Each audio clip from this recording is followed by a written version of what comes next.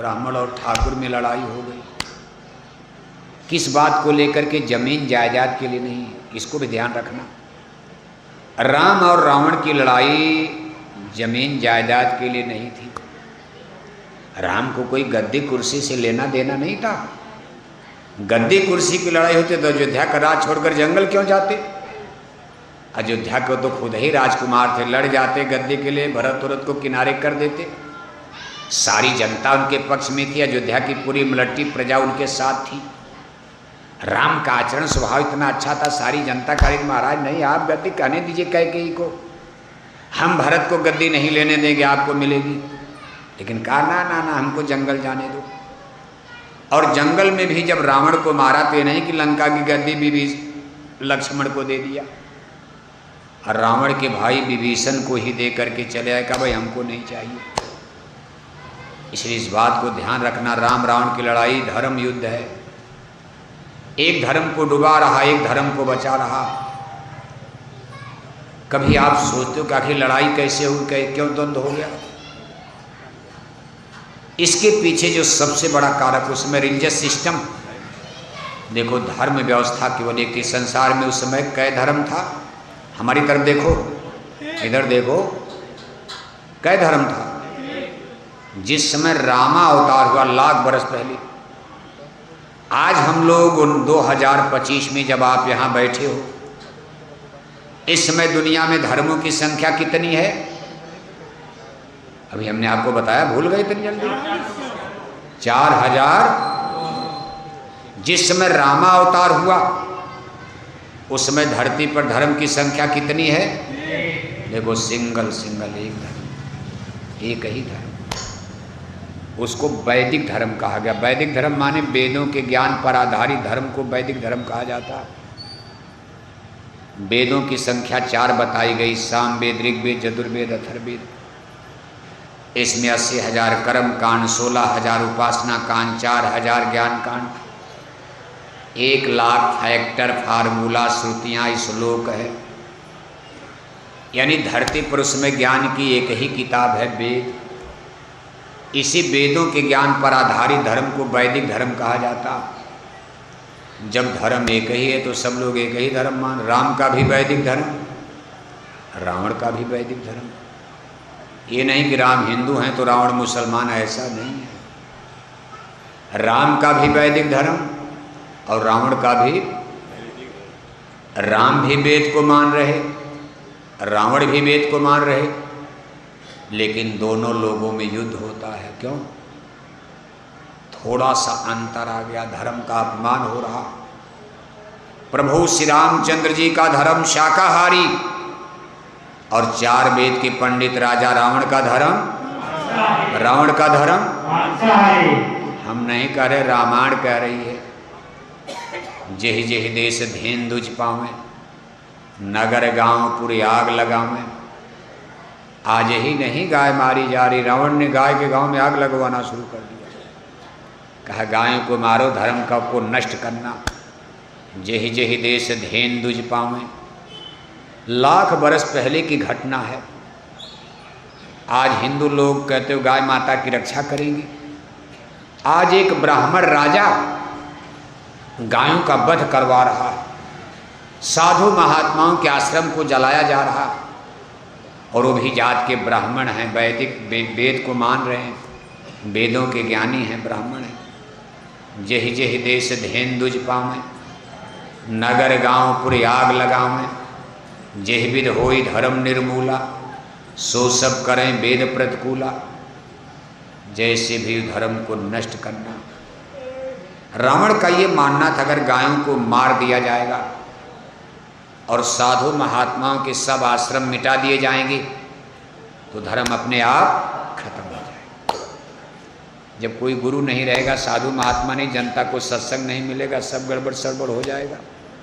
सारी जनता तब मांस खाने लगेगी, शराब पीने लगेगी, अंडा खाने लगेगी, सब विधर्मी हो जाएंगे, माँ बहन बेटी की पहचान खत्म हो जाएगी। सत्संग ही तो लोगों को सुधारेगा, और सत्संग मिलता है संतों महात्माओं के आश्रम में। जैसे मंदिर आपका बना है, आज ये जगह है, देखो बरसात में भी कितना काम दे रही, इतना बड़ा घर कहाँ मिलेगा। तो धार्मिक स्थान इसीलिए बनाए जाते थे कि गांव की जनता दिन भर काम करके थक जाएगी, शाम को जाएगी वहाँ कोई गुरु कोई मास्टर इनको 2-4 लाइन सत्संग सुनाते रहेंगे, गांव का सुधार, good idea, good behaviour, good thinking, अच्छी सोच, अच्छा चिंतन, 60 सुधरें सत्संगति पाई।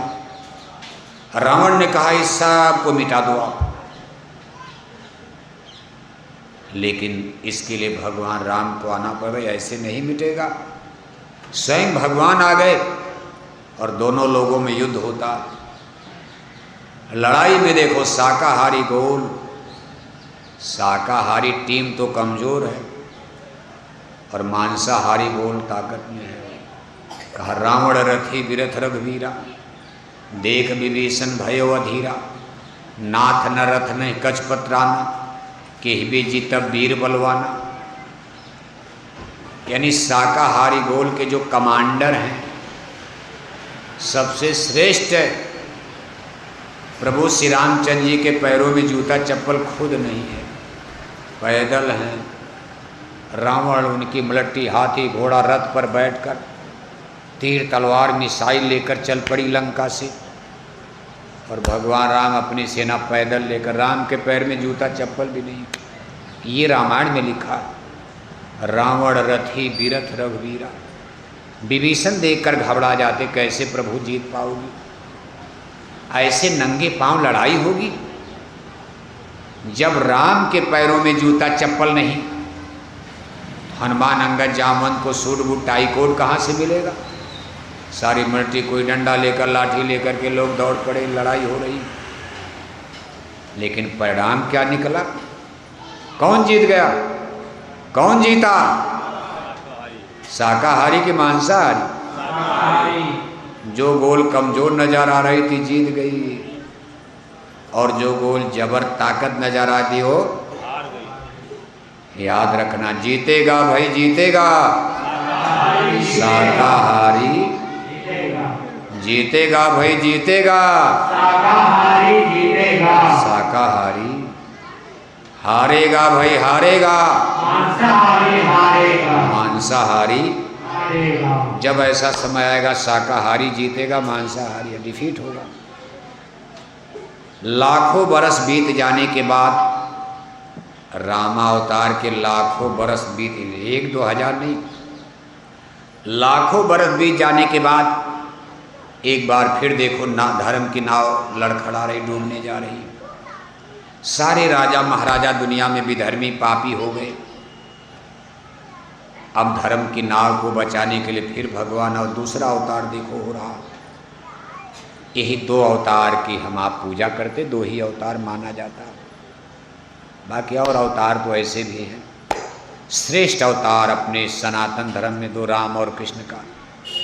दूसरा अवतार रामावतार के लाखों बरस के पीछे, तब जदुवंश कृष्ण अवतारा हुई हैं, हरन धरन अगधारा। सगे मामा कंस की जेल में, मथुरा में, यदकुल में, यदुवंश में योगेश्वर श्री कृष्ण यानी भगवान ने फिर अवतार ले लिया, अपना नाम अपना पता थोड़ा स्थान बदल दिया। तब अयोध्या में आए थे राजा के घर में, आज मथुरा में जन्म हो रहा, जेल घर में, राजा कंस की जेल में, और यदकुल में यदुवंश, तब सूर्यवंश में आए थे, आज यदुवंश में यादव वंश में जन्म ले रहे। बचपन उनका गाय चराते ही गोपिकाओं के साथ हंसी मजाक नाच गाना करते खेलते खाते बीत गया। राजा है नहीं कि पढ़ने के लिए कोई स्कूल भेजा जाएगा, ड्यूटी लग गई भाई गाय चराना है, चलो सुबह से लेकर शाम तक गाय चरा रहे, जंगल में पड़े हैं। गोपिकाएं दूध दही मक्खन घी बेचने मथुरा जा रही हैं, नंदगांव गोकुल वृंदावन बरसानाशी। बीच में ग्वाल बाल लोग गाय चरा रहे हैं। गोपिकाओं ने कहा भाई चलो थोड़ा आराम भी मिल जाएगा, और ये ग्वाल बाल नाच रहे, छोटे छोटे बच्चे, जरा इनकी नाच भी देख लिया जाए। धीरे धीरे गोपिकाएं वहाँ रुकने लगी, बीच में एक स्थान स्टेशन बना दिया। ग्वाल बाल नाच रहे हैं गोपिकाएं। गोपिकाओं ने कहा भाई ग्वाल बाल तो बड़ा अच्छा नाचते हैं, लेकिन ये ग्वाला बहुत अच्छा नाचता, जिसका नाम क्या है? कान्हा। क्या नाम है? कान्हा। कहा ये कान्हा तो बहुत सुंदर नाचना है। उनको क्या पता भगवान है, अभी तो भगवान बच्चे हैं, नाच रहे।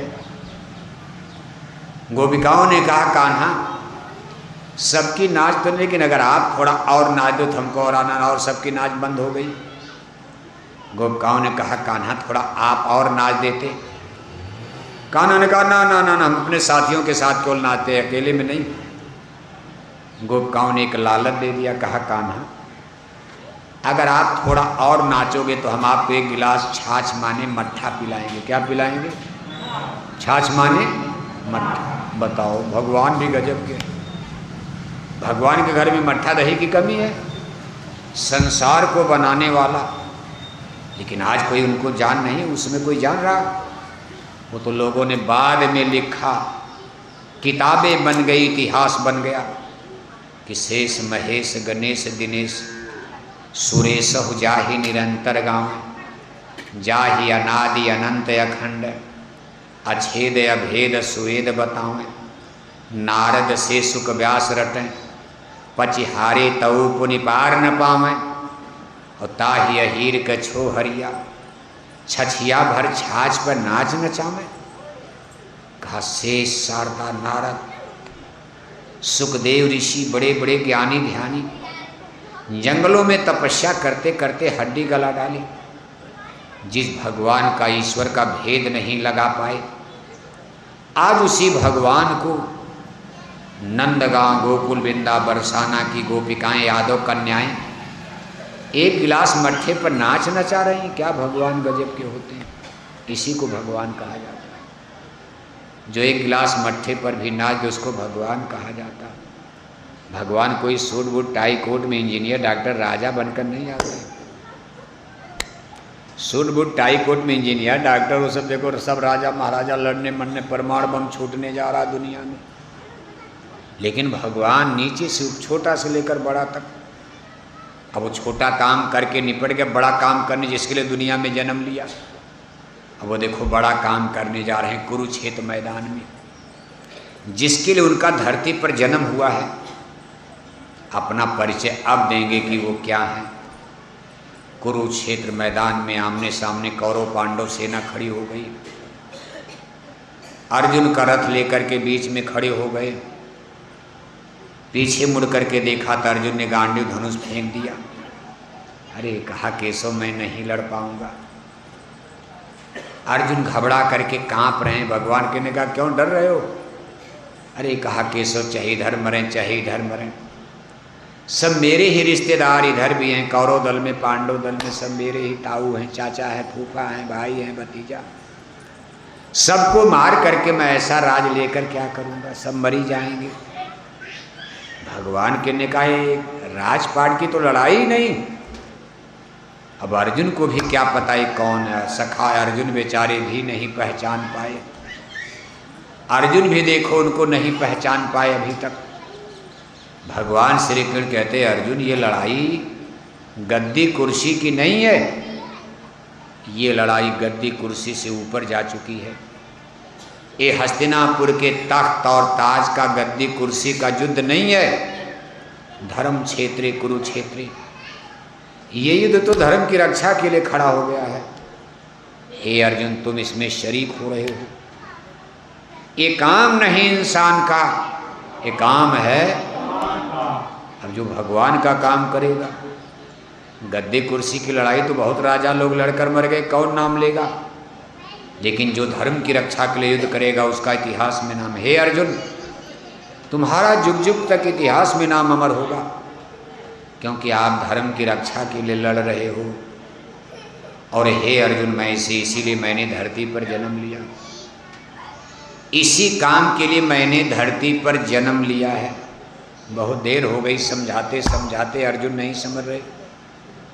और भगवान श्री कृष्ण बार बार करे अर्जुन मैंने जन्म लिया है, मैंने इसीलिए जन्म लिया, गद्दी कुर्सी के लिए खाने पीने के लिए नहीं। हे अर्जुन मैंने इसी काम के लिए जन्म लिया, धर्म की रक्षा के लिए।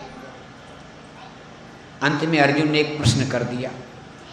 गीता जो है प्रश्नोत्तरी किताब है। अर्जुन प्रश्न कर रहे हैं भगवान किण उत्तर दे रहे हैं, प्रश्न और उत्तर। अर्जुन प्रश्न कर रहे हैं कि केशव आप बार बार करो मैंने जन्म लिया है, मैंने इसीलिए जन्म लिया है, आखिर आप हो कौन जो आप बार बार करो कि मैंने जन्म लिया है। तब भगवान श्री कृष्ण ने अपना परिचय देना शुरू कर दिया। कहा यदा यदा ही धर्मस्य ग्लानिर्भवति भारत अभ्युत्थानम अधर्मस्य तदात्मानं सृजाम्यहम् परितराय साधूनां विनाशाय च दुष्कृतां धर्म संस्थापनार्थाय संभवामि जुगे जुगे। हे पार्थ बढ़ता पाप जब जब, ग्लानि होती धर्म की, पड़ती जरूरत है मुझे निज जन्म लेकर कर्म की। हे अर्जुन, जब जब इस संसार में धर्म का पतन होता, अधर्म और पाप अपने चरम पर पहुंचता, मालूम पड़ता है कि धर्म की नाव डगमगा जाएगी, तो मैं इस संसार में खुद जन्म लेता हूँ। अर्जुन ने कहा ये तो आपने कह दिया कि मैंने जन्म लिया जन्म लिया, मैं ये जानना चाहता हूँ आप हो कौन, मैं आपका परिचय जानना चाहता हूँ। हे केशव आप हो कौन। तब भगवान श्री कृष्ण ने थोड़ा सा परिचय देना शुरू किया। पूरा परिचय तो धीरे धीरे देंगे, और अर्जुन को अकेले में बता रहे हैं। कौरव दल नहीं सुन रहा, पांडव दल नहीं सुन रहा, कोई नहीं सुन रहा। ये बातें इतनी सीक्रेट केवल अर्जुन, क्योंकि अर्जुन विश्वास कर जाएंगे। दुर्योधन तभी उनको कई बार गाली दे चुका है। दुर्योधन सुनेगा ये बात तो और गाली देगा कि ये क्या बोल रहे हैं अपने लिए। भगवान श्री कृष्ण ने कहा अर्जुन, मैं इस यूनिवर्स का, ब्रह्मांड का सबसे पुराना पुरुष बोल रहा हूँ। ये जो ब्रह्मांड देख रहे इसका मैं सबसे पुराना पुरुष हूँ। अर्जुन ने कहा इसका मतलब क्या हुआ।